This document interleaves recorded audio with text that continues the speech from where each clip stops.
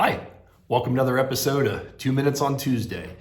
This week, we're going to talk about some health-related motivations in life. None of us like to admit as we're getting older.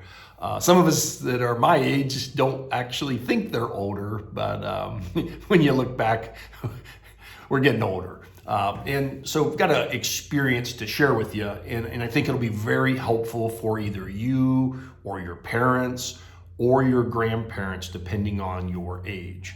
The older generation years ago would buy a house and they would live in the house for their lifetime. They wouldn't resell it. Once they had a house, their goal was to get that house paid off.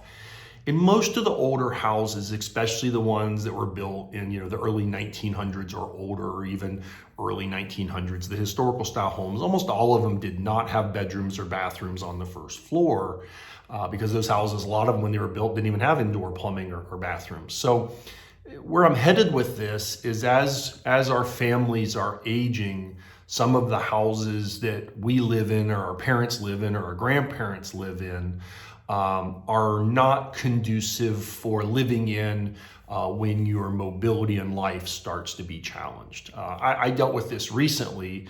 My grandmother, who we were very fortunate, lived to be 92 years old, and we moved her out of a large 2-story house years earlier into a ranch and then into another ranch. And we had a really nice brick ranch that she lived in and she loved and didn't want to leave. And we realized some things as her health started to be challenged. She had fallen out of bed and ended up in the hospital. And when she was in the hospital, she had to go through some therapy before she could come home. Well, as she came home, she was on a walker.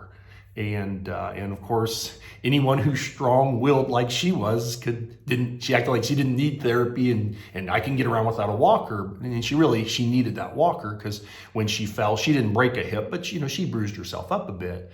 And we realized, even though she was in a ranch where the bedroom and bathroom and everything, laundry was all on the main level, some of the doorways in the house weren't wide enough for her to navigate a walker or, like an assisted walker that she would use, where she could easily get the walker through the doorway from like the hallway into the bathroom or from the hallway into her bedroom.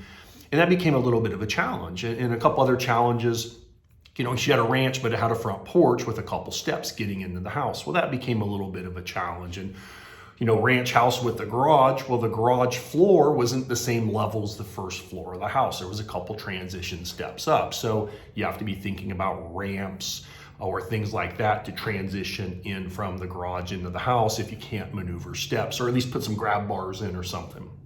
So the reason I mention this, a lot of you or your parents or your grandparents are in multi-level houses like 2 stories or Cape Cods where the bedrooms and baths are upstairs, and they're probably healthy and maneuvering just fine today.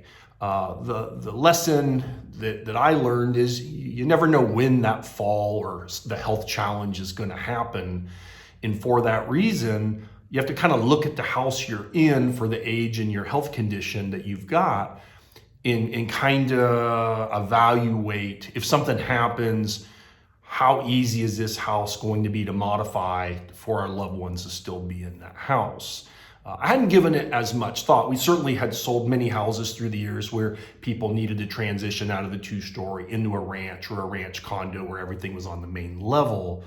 But dealing with it yourself, you gain a different perspective, I have to admit. So that's the purpose of this video. Things to look at if you're going to walk through your family member's home with the idea of, how easy is this going to be able to adapt for my mom or dad or grandma or grandpa. Doorways are important.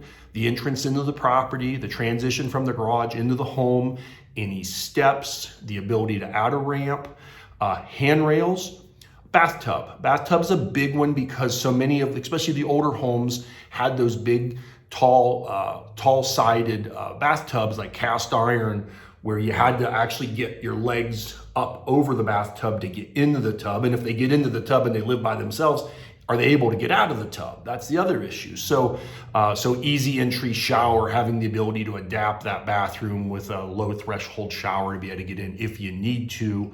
And here's a big one, and you don't think about this, but just having area rugs. A lot of people like to have area rugs in their home.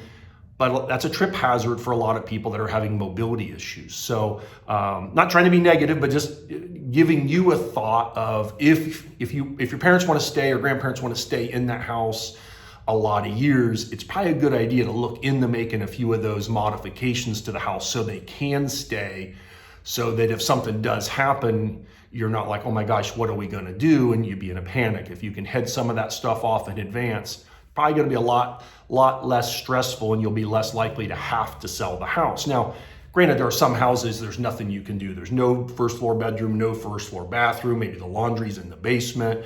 And if something happens, you got to sell the house and go into a single story that's more conducive for one level living, or into like a condo or a patio home. So anyway, just food for thought, something to think about. And the next time you're visiting family and you kind of eyeball their place, just keep it in the back of your mind. If something happens to your loved one, do you have the ability to modify that house quickly? And hopefully the answer is yes, because it's less disruptive, because they always want to stay in their home as long as they can. But if not, you want to know that up front and have kind of a backup plan. So I'm Sam Miller, RE/MAX Stars Realty. Hope you're having a good one, and we'll come back to you next week. See ya. Bye.